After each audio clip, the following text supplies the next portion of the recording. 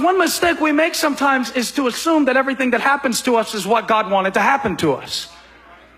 That kind of logic and that kind of thinking to me is not a celebration of the sovereignty of God. It is irresponsibility of people who do not want to live according to the statutes of God, but then want to blame the results on Him when their lives are falling apart. There are some things you went through that God didn't make you go through.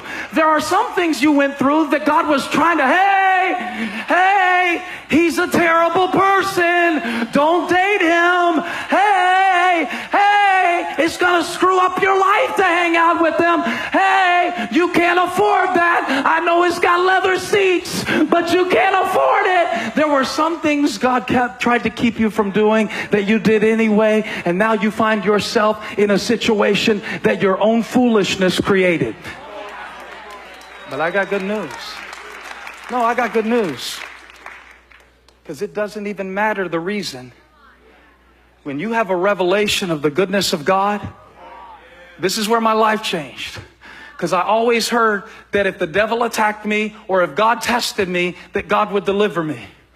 But I found out something. And maybe I found it out around in my 20s. I thought if I do it right, then God will help me and I can call on Him. But if I do it wrong, I got to fix it myself. I found out that the same God who will be faithful to deliver me when I'm right.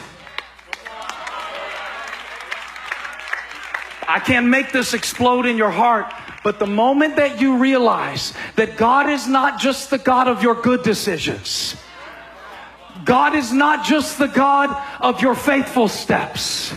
But Paul looks at these men and says, the reason we're in this situation is you. The reason we're in this situation is your fault. We're here. Nevertheless, keep up your courage, because God showed up and told me last night that even though it's your fault, He's still faithful, and we're going forward anyway.